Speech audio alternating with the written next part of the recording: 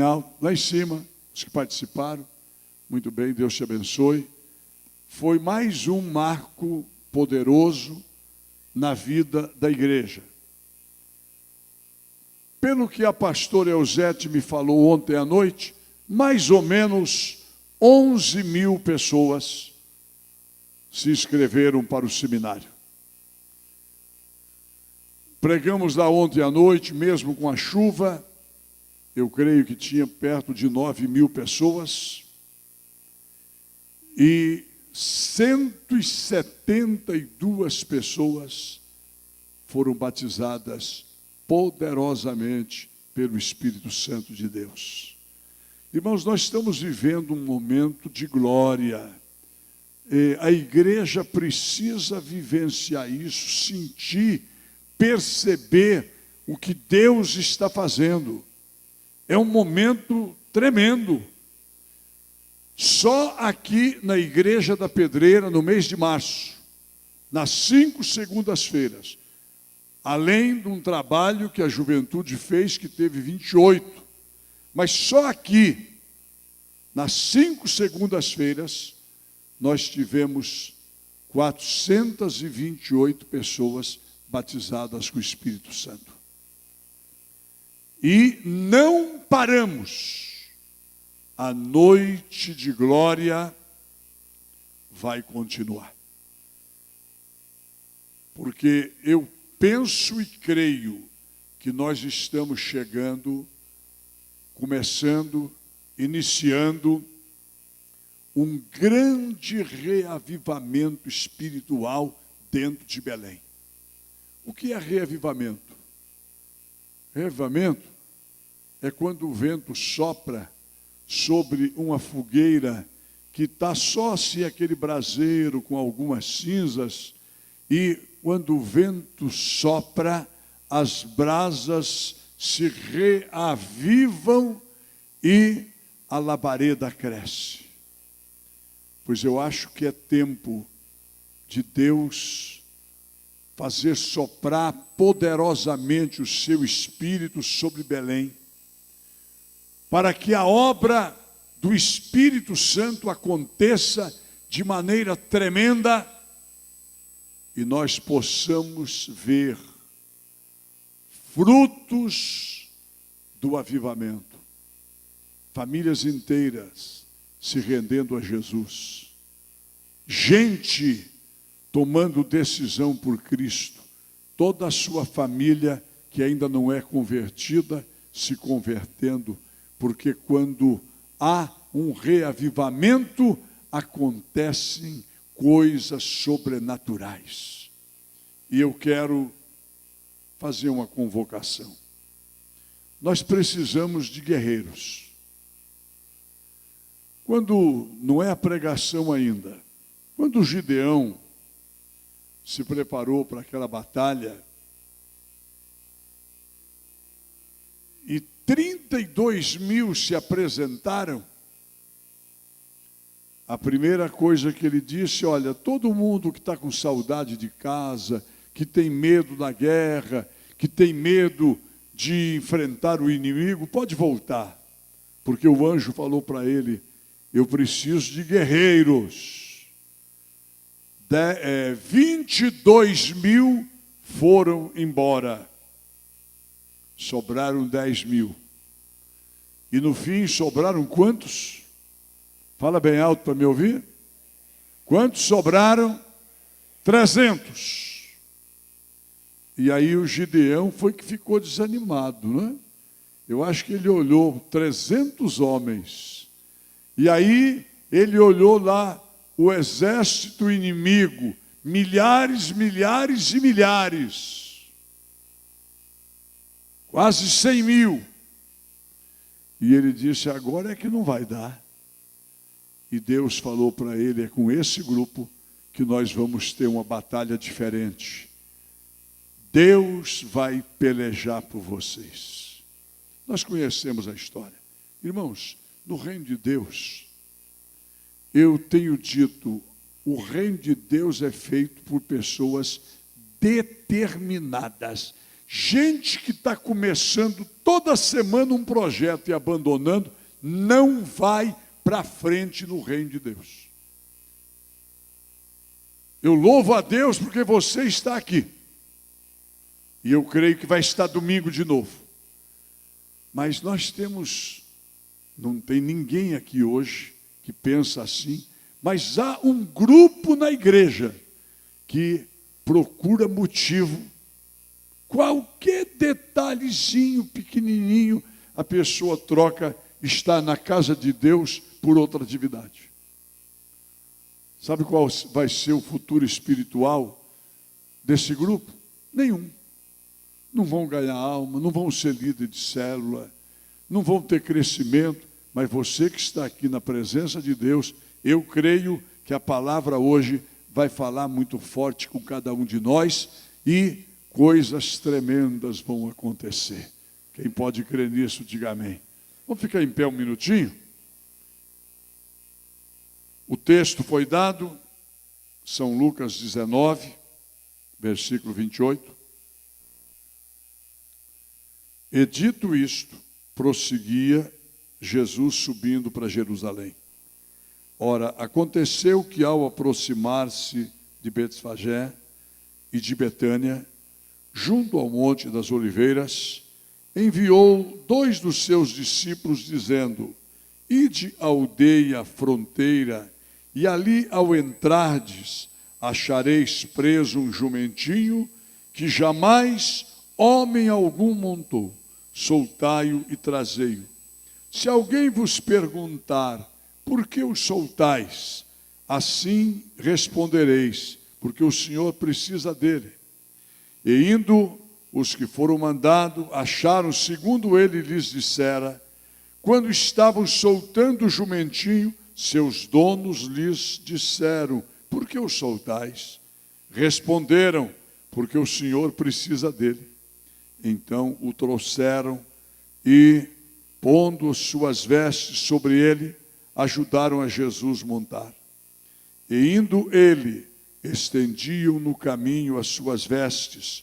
Quando se aproximava da descida do Monte das Oliveiras, toda a multidão dos discípulos passou jubilosa a louvar a Deus em alta voz por todos os milagres que tinham visto, dizendo: bendito é o Rei que vem em nome do Senhor, paz no céu, glória nas maiores alturas.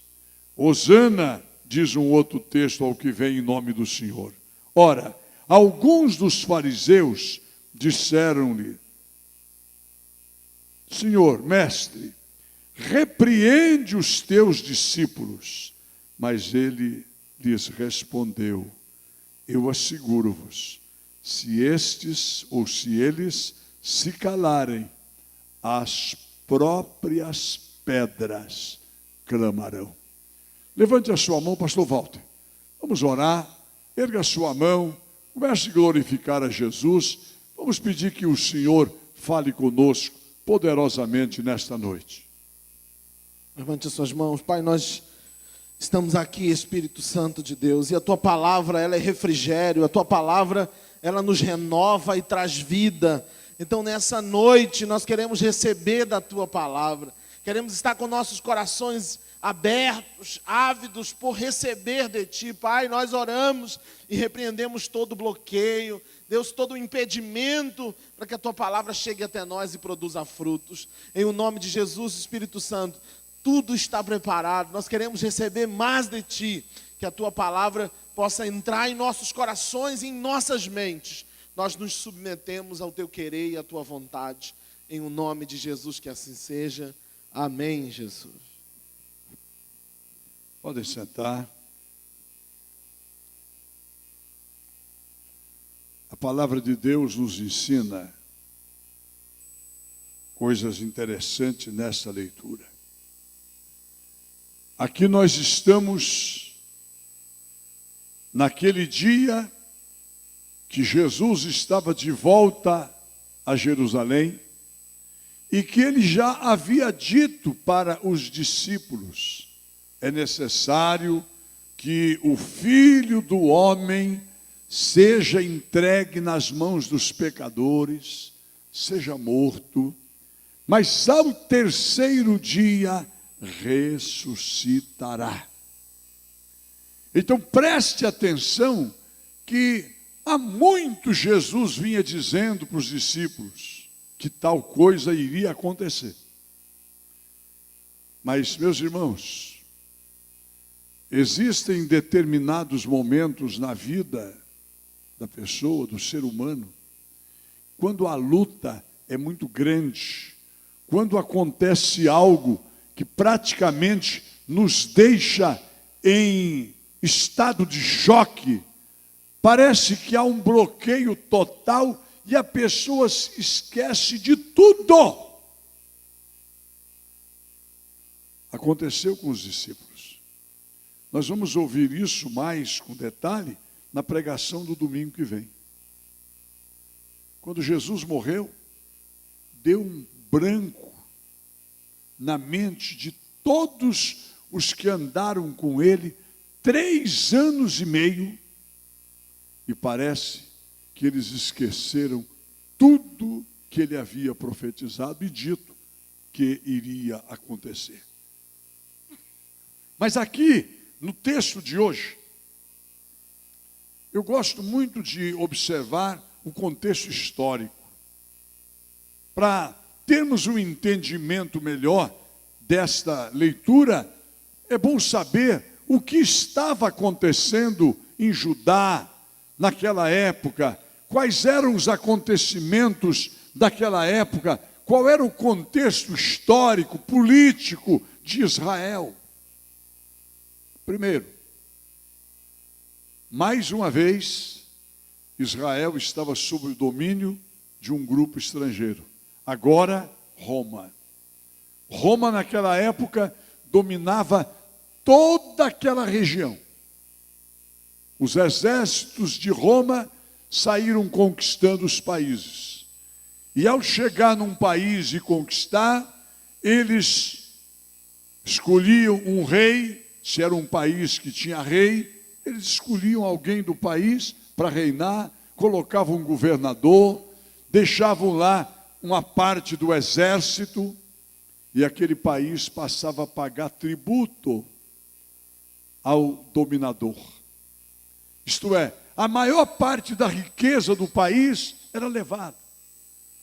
Quando a gente lê sobre Nabucodonosor, na destruição de Jerusalém, a primeira incursão do exército da Babilônia, eles levaram todas as riquezas de Jerusalém, incluindo tudo que havia no templo, que era de ouro, era de bronze. Eles desmontaram aquelas colunas de bronze enorme, que pesavam toneladas, e cortaram e levaram para a Babilônia. Aqueles tesouros tremendos do rei foram levados para a Babilônia. E agora Israel estava sob o domínio de Roma. Toda vez que Israel estava debaixo do domínio de um país estrangeiro, havia aquele anseio, aquele anelo, aquele clamor por libertação. Ninguém gosta de ser dominado. Eles esperavam um novo Gideão, esperavam um novo Sansão. Quantas vezes Deus levantou libertadores e libertadoras? Débora, aquela mulher guerreira. E eles estavam esperando. Manda, Senhor, manda alguém para nos libertar, para expulsar Herodes, Pilatos, reestruturar o trono de Davi. E surge aquele jovem, bom lembrar, descendente de Davi, filho de Davi, Jesus era chamado de filho de Davi. Estão lembrados? O clamor do cego de Jericó? Jesus, filho de Davi, tenha compaixão de mim. Então Jesus era da linhagem real, de acordo com a descendência familiar dele, que não tinha nada a ver com nada, porque ele foi gerado pelo Espírito Santo. Mas ele estava na linhagem. E aquele moço começa a regimentar multidões, a pregar o amor. Mas nunca Jesus usou qualquer palavra para insuflar o povo, para despertar o povo para uma libertação física e material. Ele falava da necessidade de se libertar. Quando ele disse, e conhecereis a verdade, e a verdade vos libertará, é o conhecimento que liberta.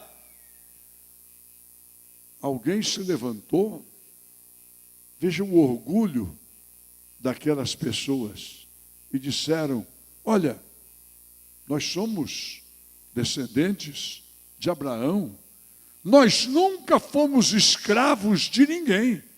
Eles estavam sob o domínio, não eram escravos, mas estavam sob o domínio. Nós nunca fomos escravos de ninguém. Como dizes que nós temos que nos libertar? E Jesus disse, todo aquele que pratica o pecado, dele é escravo. Se o Filho vos libertar, verdadeiramente sereis livres. Então a presença de Jesus despertou nos seus discípulos fé para crer em Deus, porque viu os milagres que ele fazia. As palavras de Jesus levaram tantas e tantas pessoas a crerem, a buscarem a Deus, a tomarem uma nova atitude em suas vidas. O poder miraculoso de Jesus curou milhares, milhares e milhares de pessoas. Mas por outro lado, tinha aquele outro grupo que não enxergava em Jesus o Messias, aquele que pregava o amor ao próximo, aquele que pregava a libertação, não física, mas espiritual. E eles começaram a ter uma esperança de que aquele moço, Jesus de Nazaré, da descendência de Davi, poderia liderá-los numa insurreição para expulsar o exército de Roma, para fazer uma contra-revolução. Vocês estão lembrados que um dia eles chegaram para Jesus e disseram, mestre, responde-nos uma coisa, é lícito pagarmos tributos a César? Você concorda que nós devemos continuar pagando tributos a César? E Jesus disse, qual é a esfinge que está na moeda corrente? A moeda que circulava, fosse de ouro, ou de bronze, ou de prata. E disseram, é a esfinge de César. Então, vocês devem dar a César o que é de César e a Deus o que é de Deus. Ali eram eles testando Jesus para perceber se era ele ou não o libertador que viria para promover a libertação de Israel. Mas o reino de Jesus não era deste mundo. Ele veio aqui estabelecer o reino dos céus. Arrependei-vos, dizia ele na sua pregação, porque a vós é chegado o reino de Deus. Digam todos amém? Mas naquele tumulto, naquele tempo de festa, Jerusalém superlotada de gente para a festa da Páscoa, havia um sentimento muito forte. A festa da Páscoa para os judeus, ela era muito mais forte do que a do Natal para os cristãos. Porque a maioria dos cristãos não entende o Natal espiritualmente. É só festa para comer, beber, ficar bêbado, bater o carro, morrer, brigar e criar problema. Mas para o judeu, a festa da Páscoa, ela tinha um cunho totalmente espiritual. Ela lembrava aquela noite que o anjo da morte passou no Egito e poupou os primogênitos de Israel. Lembrava aquela noite que Deus havia preparado. Cada família prepara o seu cordeiro. Coma com pão sem fermento, com as ervas amargas, para lembrar o tempo da escravidão. E o sangue marque os umbrais das portas, porque quando o anjo passar na casa que estiver a marca do sangue, não haverá morte. Continua valendo até hoje, viu? Na vida, na casa, no coração, na alma, que tem a marca do sangue do Cordeiro de Deus, Jesus Cristo, não existe morte eterna, existe vida eterna, vida com abundância. Louvado seja o nome de Jesus. Então os judeus, todo ano, eles celebravam aquela festa. E muitas famílias vinham do interior para reunir em Jerusalém seus familiares, para irem no templo, para adorar. Era uma festa. Jerusalém superlotada de pessoas de toda parte. E Jesus também subindo para Jerusalém para a Páscoa. Só que ele sabia qual era a missão dele ao voltar para Jerusalém. E quando avisaram, olha, Jesus de Nazaré está vindo para Jerusalém. Será que ele não está aproveitando este momento que a cidade está cheia, a cidade está alvoroçada, para dar o brado da revolução? E quando os discípulos o seguiam, e Jesus mandou buscar aquele burrinho emprestado, vai pegar um jumento, 0 quilômetro, não é? Que ninguém tinha ainda montado, traga-o. E ele começa a descer a encosta do Monte das Oliveiras. Não é uma viagem longa, não. Do Monte das Oliveiras, no centro de Jerusalém, dá pouco mais de 1.000 metros, 2.000 metros. É uma viagem pequena. E os seus discípulos, em louvor a Deus. Quando a gente fala que os discípulos, não está se referindo aos 12. Aquela multidão que sempre seguia Jesus, que ouviam as suas pregações. Tinha os apóstolos que estavam sempre com ele, mas a multidão dos discípulos era grande. E eles começaram a gritar em alta voz: Hosanas, glória, louvado seja Deus. E está escrito aqui, pelos milagres que eles tinham visto Jesus fazer. Até ali, eles estavam tratando de coisa espiritual. Aí, o povo da cidade sai a encontrar-se com Jesus, colocando as vestes, os ramos na estrada e aclamando-o: bendito é o Rei que vem em nome do Senhor. Eles esperavam que ali Jesus começasse a dizer: vamos lá tomar o palácio do Herodes, vamos fazer uma manifestação violenta. Parece que virou moda agora, não é? Vamos lá. Mas ele já tinha dito mais de uma vez: o meu reino não é deste mundo. O Filho do Homem veio buscar e salvar o perdido. Veio buscar e salvar o perdido. E, meus irmãos, eu quero pensar aqui uma frase. Enquanto os discípulos louvavam, bendiziam, exaltavam o Rei Jesus, Rei dos reis, não era rei desta terra, não. O Rei eterno, louvavam-o como o Messias de Deus. Os fariseus que não gostavam de Jesus, chegaram para ele e disseram: mestre, esse povo aí está perturbando a cidade, manda eles se calarem. E a resposta de Jesus ela é válida para hoje. Se eles se calarem, as próprias pedras vão clamar.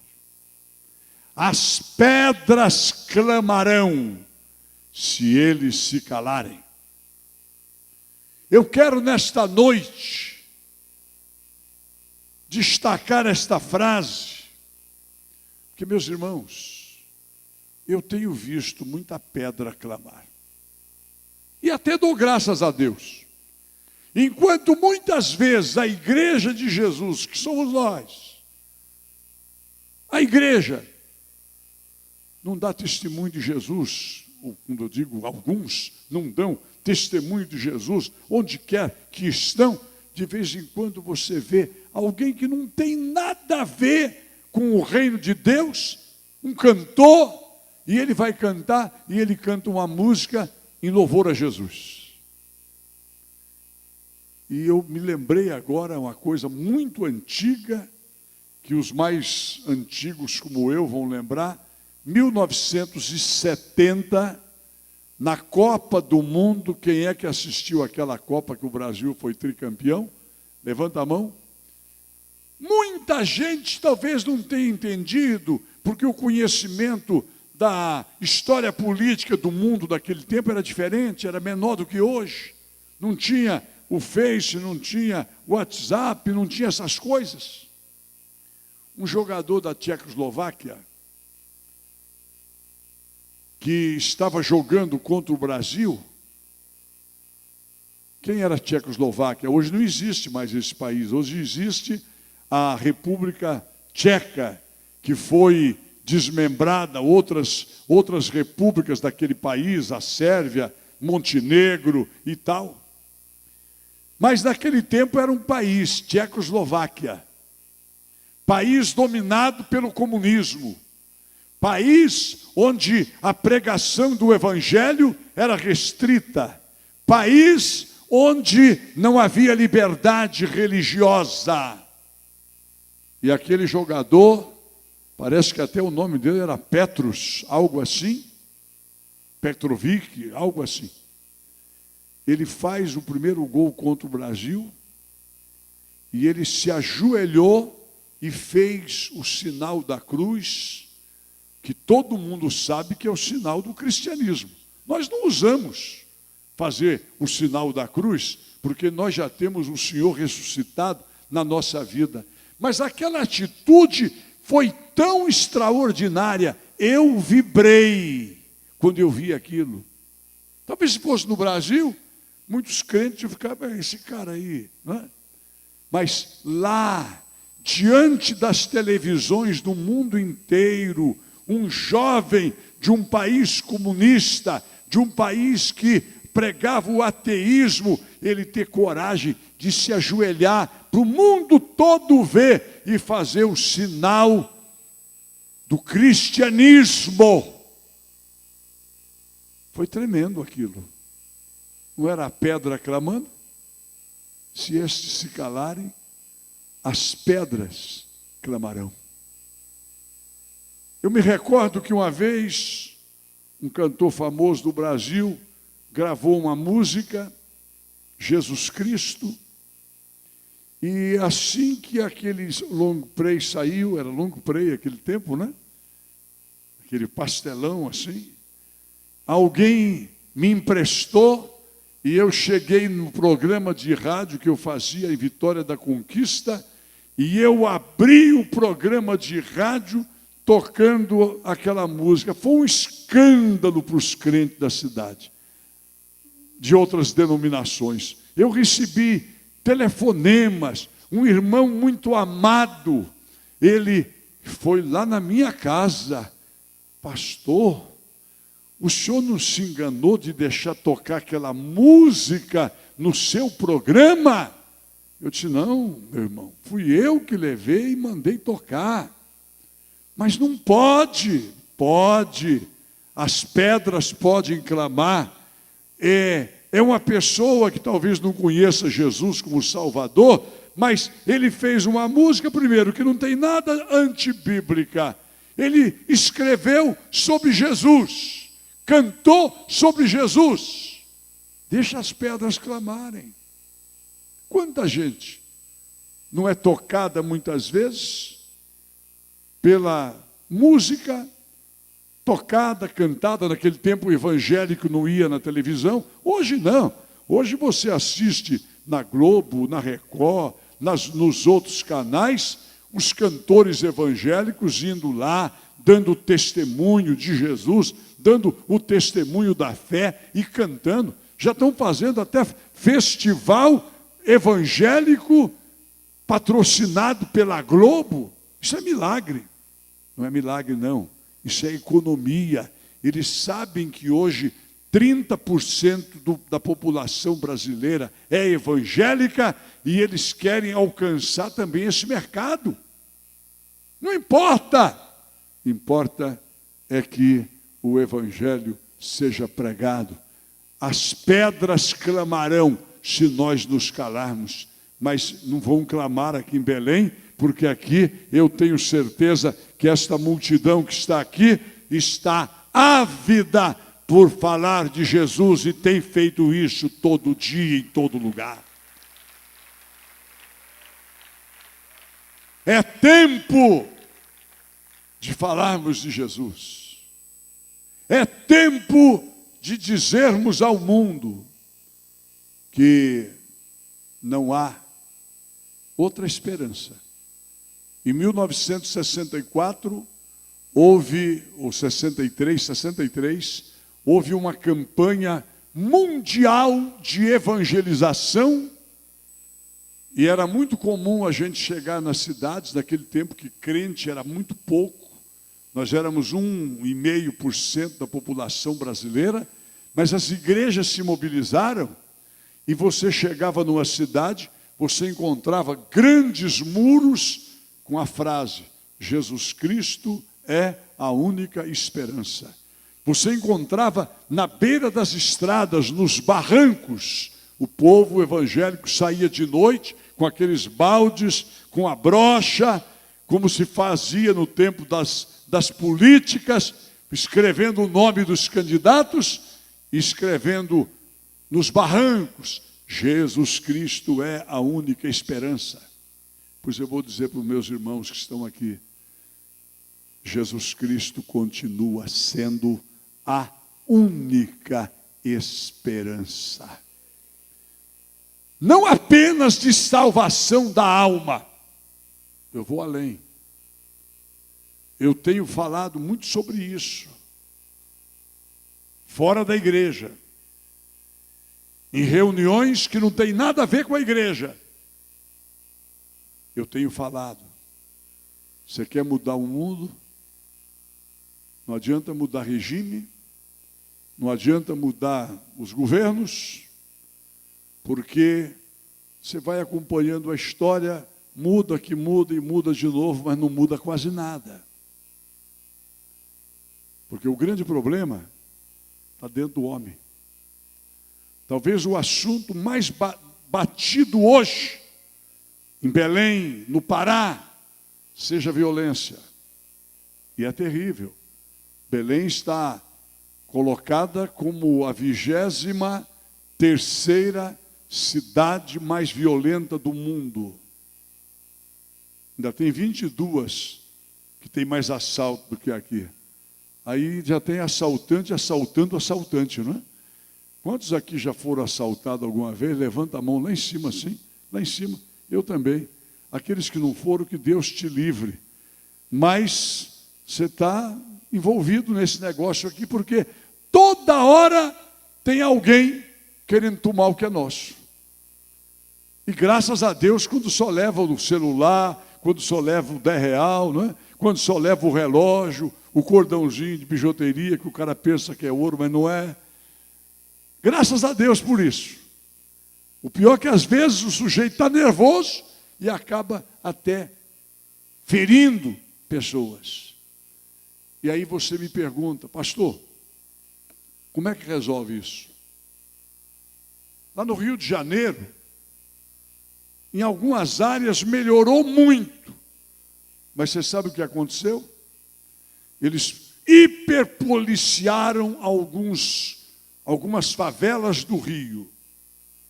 Converteram todos os bandidos e traficantes? Não, eles foram todos para o Espírito Santo. Hoje, Vila Velha e Vitória estão entre as cidades mais violentas do mundo, porque a bandidade do Rio correu para lá. Então, para mudar o mundo, tem que mudar o ser humano.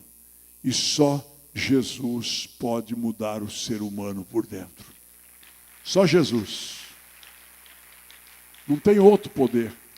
Então, meu irmão, quando nós pregamos o Evangelho, quando nós levamos a palavra de Deus, eu tenho dito, as igrejas são as maiores obras sociais do Brasil. Quem presta é a igreja. De vez em quando eu escuto, até tem algumas pessoas que postam nas redes sociais o que é que a igreja está fazendo pelo social. E eu quero convidar essas pessoas, venham conosco participar. Venham conosco. A igreja quadrangular hoje é reconhecida no Pará, e eu ainda digo, eu acho que nós estamos fazendo muito pouco. Mas ela já é reconhecida pelas autoridades como a igreja que mais trabalha nos presídios, tentando diminuir o problema, tentando fazer com que o prisioneiro conheça Jesus e aquele que conhece é transformado. Tem muita coisa boa sendo feita. E quando nós conseguimos mudar uma pessoa, o mundo ficou melhor. Mas eu quero concluir nesta noite. As pedras clamarão se nós não fizermos a nossa parte. Voltando a uma tecla que tem me incomodado. Eu não sei se tem aqui alguém que trabalha na pastoral carcerária feminina ou masculina. Quem está trabalhando conosco nisso, levante a mão. Tem algumas pessoas. Nós temos um grupo que toda semana está no Americano, está em Mosqueiro, está em Quaraci, está no interior. Os pastores do interior fazendo o mesmo trabalho. Levando a palavra de Deus, levando o pão da vida, que é Jesus Cristo, levando a esperança de amor, de salvação. E esses irmãos sabem. E eu já estive pelo menos em 3 batismos, em presídios, 4. Você sabe qual é o quadro que você observa lá? Jovens. 22 anos, 20 anos, 19 anos. Jovens que estão num lugar que, confesso para vocês, qualquer animal não se sentiria bem. Imundo, sujo, sem espaço, terrível, mal cheiroso. E quando eu vejo aquilo, eu lembro que aquele jovem, há 8, 10 anos antes, era menino. que aquelas jovens que estão no presídio feminino eram meninas, que se misturaram, foram namorar o rapazinho que era traficante e já arrumou uma criança antes da hora, e aquele outro menino que o pai e a mãe não ensinou nos caminhos de Deus e o traficante adotou. É aí que começa. Então, se nós quisermos melhorar o Brasil, a nossa cidade, nós temos que, cada pai, cada mãe, cada avô, cada avó, cuidar da sua família, e bem, mas também dá uma olhadinha lá perto da sua casa, o que é que você pode fazer por aquelas outras crianças. Eu termino dando um testemunho. Não está aqui hoje a dona Eunice, mas está a família, está a pastora Sabrina. A dona Eunice, um dia, olhando lá do primeiro andar do prédio que eles moram aqui perto, ela viu ali na Baixada da Visconde muita criança na rua.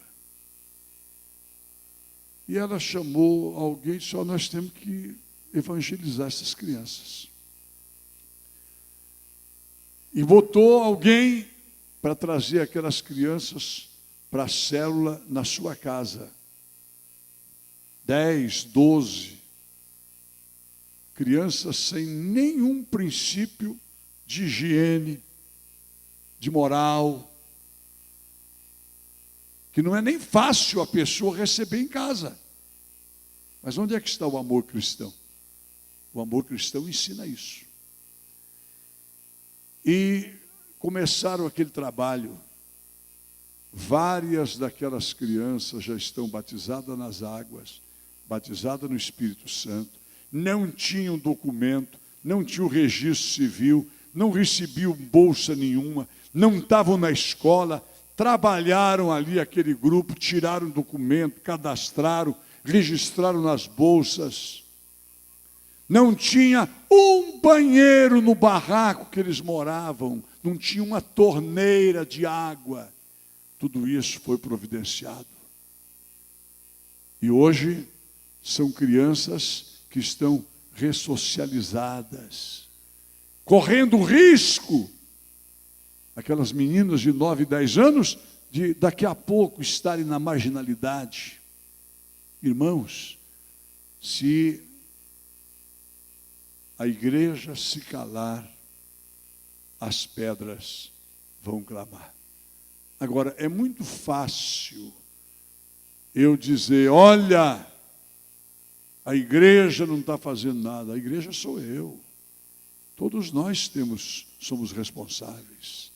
A igreja está fazendo bastante, mas pode fazer muito mais se mais gente entrar conosco. Nós fizemos aquela campanha das toalhas, dos lençóis, para o presídio feminino. Levamos 700 lençóis, 700 toalhas. Se fez lá o trabalho do baby chá para aquelas... É baby chá, né? Para criança? É. As que estavam gestantes. Foi uma festa. E vocês sabem qual é o resultado? Várias daquelas ex-detentas estão hoje, saíram de lá e estão firmes na igreja. Ou você acha que alguém gosta de cadeia? A maioria, produto de circunstância. Tem aquele que é recuperado, porque ele não quer se recuperar. Mas tem muita gente querendo mudar. E eu hoje conclamo a igreja do Senhor Jesus. Vamos olhar lá para aquela casa vizinha da gente, da frente, do lado, e ver o que é que está faltando lá. Primeiro, está faltando Jesus. Vamos levar o pão da vida, que é Cristo. Vamos levar o amor de Deus. Vamos amar as pessoas. Não existe ninguém neste mundo que não goste de ser amado. Quantos aqui gostam de ser amado? Levanta a sua mão. Bem alto. É bom, não é? Alguém dizer para você, mandar uma mensagem, olha, eu gosto muito de você, eu te respeito. Como é bom saber que tem alguém que gosta da gente, nesse mundo com tanto ódio. Pois olha, começa a distribuir amor, e o mundo vai ficar melhor. E o amor, a essência do amor, chama-se Jesus Cristo. Vamos colocar-nos em pé. Aplauda o Rei Jesus.